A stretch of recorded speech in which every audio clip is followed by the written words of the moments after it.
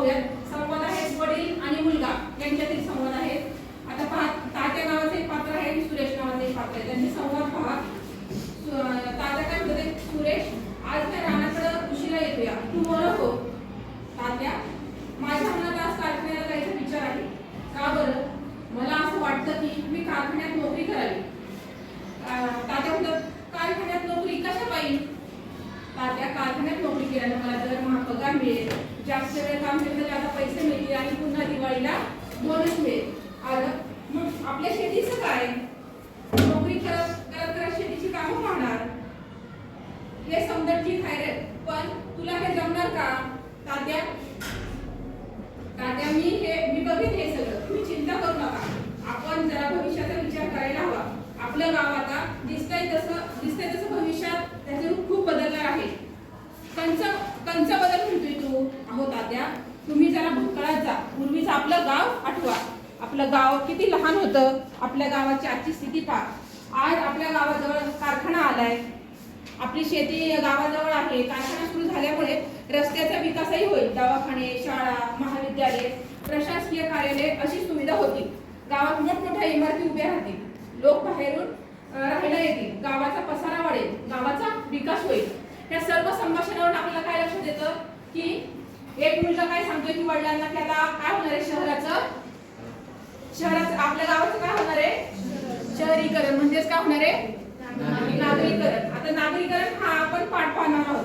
नागरीकरण साधारण कुठल्या नागरीकरण म्हणजे काय माहितीये का? एखाद्या गावाचा हळूहळू शहरामध्ये किंवा सुखसोयीमध्ये परिवर्तन होणं, याला काय म्हणतात, नागरीकरण. बरोबर आहे. आता नागरीकरणासाठी काय निकष असतात की साधारण गावातला जर आपण लोकसंख्येचा विचार केला, 100 पुरुषांमागे 75% लोक जे व्यवसाय करतात किंवा 75% पुरुष शेतीवरती अवलंबून राहून दुसरा कुठलाही व्यवसाय करतात, इतर व्यवसाय करतात. अशा गावातले 75% जर पुरुष शेती व्यतिरिक्त व्यवसाय करत असेल तर त्या शहराचं नागरीकरणमध्ये विभागन केलं जातं. तसंच की एका चौरस किलोमीटर मध्ये साधारण किती लोक राहिले पाहिजेत, 400 लोक राहिले पाहिजेत. तर मग तो एक भाग नागरीकरण म्हणून त्या भागाचा उच्चार होऊ शकतो. म्हणजे नागरीकरणाला कुठले मुद्दे आहेत तुम्हाला सांगता येतील की त्या गावातली लोकसंख्या ही शेतीवरती अवलंबून नाही पाहिजे. ते व्यवसायामध्ये वगैरे शेती सोडून इतर व्यवसायांमध्ये पाहिजे. तसंच आणि लोकसंख्या किती पाहिजे, साधारण एखाद्या गावाची जर लोकसंख्या 5000 पेक्षा जास्त असेल तर त्या गावाचं नागरीकरण झालं असं आपण म्हणू शकतो. तिथं मग साधारण जर नगर परिषद असेल, ग्रामपंचायत असेल तर ग्रामपंचायतीची काय होते, ह्या सगळे जर अटी असतील तर ग्रामपंचायतीचं नगरपालिकेमध्ये किंवा नगर परिषदेमध्ये आपण रूपांतर करू शकतो. तर आता हे नागरीकरणामध्ये तुम्हाला काय वाटतं, कुठले घटक हे असलेले वगैरे घटक लिहिलेले. नागरीकरण करण्यासाठी पहिला महत्त्वाचा घटक काय असतो, औद्योगिकरण. बरोबर आहे. आपण इथे लिहिलं औद्योगिकरण. औद्योगिकरण म्हणजे काय तुम्हाला माहिती आहे?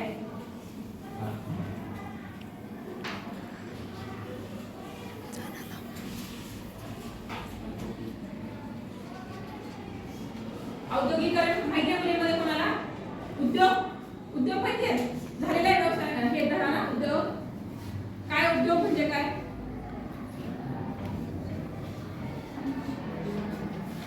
उद्योग जे विविध उद्योग एकत्र येतात त्याला काय म्हणतात, औद्योगिकरण झालं. वेगवेगळ्या प्रकारचे उद्योग, जसं की आपण सांगू शकतो इथे कुठले उद्योग आहेत आपल्या परिसरामध्ये. मुंबईमध्ये कुठला उद्योग आहे, कापड कारखाना आहे. बरोबर, कापडांच्या मिल आहेत. तुम्ही तिथं काय होतं, तिथं कोळी बांधवांचं साम्राज्य होतं.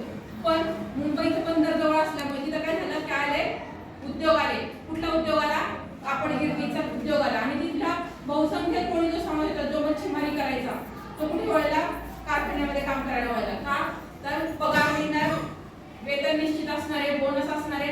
जसं आपण मगाशी त्या संभाषणामध्ये पाहिलं की तसं आपल्या शेतीवरती किंवा कोळींच्या समाजामध्ये असं असतं का की आपण मासेमारी करायला गेली, मासे सापडतील, याची शाश्वती आहे का? नाही.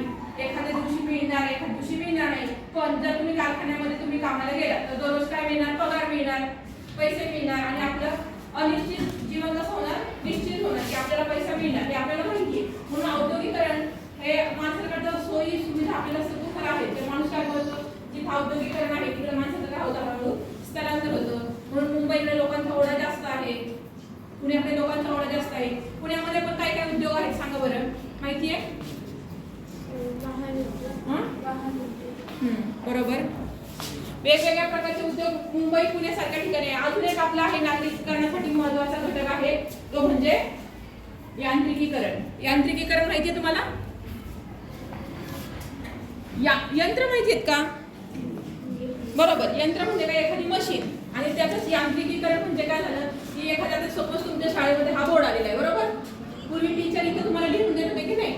आता एखादा व्हिडिओ लावला म्हणजे हे एक यंत्रच आहे की नाही. टीव्ही म्हणजे एक यंत्र बरोबर. आता टीचरचं काय झालं शिकवण्याचं थोडंसं सोपं झालं. तुम्हाला इथे विविध पिक्चर दाखवणार त्याच्यातून तुम्हाला एक्सप्लेन करणार. तसंच आपल्या शेतीमध्ये पहिल्यांदा कसं करायचं बैलाच्या साहाय्याने नांगरायचे बरोबर आहे. पण आता ती जागा कोणी घेतली?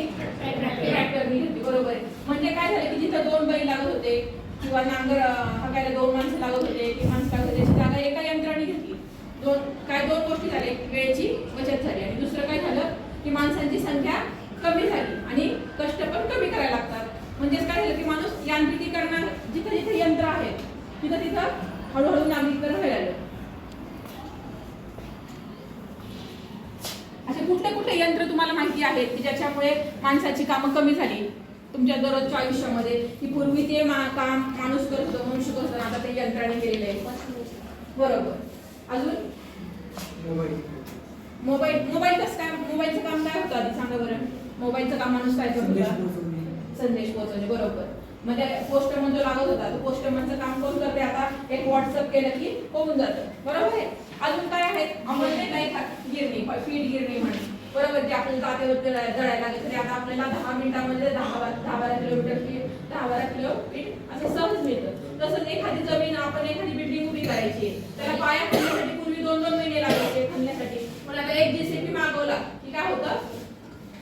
मिनिटो के काम नाही मिनिटो के काम मिनिटो में. म्हणजे पटकन यांत्रिकीकरणामुळे काय होतं? वेळेची बचत होते आणि मनुष्यबळ कमी लागतं बरोबर आहे. मनुष्यबळ कमी लागतं म्हणून आणि लोकांना कष्ट कमी लागतात. काय करतात लोक जिथे यंत्र आहे तिथे हळूहळू जाईल पण त्याचे तोटेही आहेत. आता दुसरा विषय जो आहे तो आहे वाहतूक आणि संदेशवहन. त्याने मगाशी सांगितलं बरोबर. मोबाईल हे सुद्धा यंत्र आहे.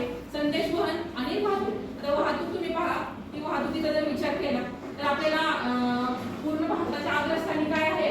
नागपूर बरोबर आहे. भारताचं जर मध्य आपण पाहिलं तर नागपूर हा मध्य आहे. त्याच्यामध्ये तिथं काय झालं की व्यापारीचे केंद्र बनलेले नागपूर बरोबर आहे. आणि तिथं काय तिथं खूप अशा ज्या आहेत सगळीकडे वाहतूक करणं सोपं आहे. इथे नागपूर असल्यामुळं तिथं व्यापाराचे केंद्र भरपूर बनले. तिथं नागपूरचं विमानतळ आहे जे मोठं आहे किंवा तिथं रेल्वे वाहतूक आणि हवाई वाहतूक ह्या सगळ्या वाहतूक सोयीस्कर आहेत. कारण तो काय केंद्रस्थान आहे. तिथं अंतर सगळे आपल्याला देशाच्या कुठल्याही भागात जर माल पाठवायचा म्हटलं तर नागपूर आपल्याला मध्यस्थानावरती पडतं. तसंच मुंबई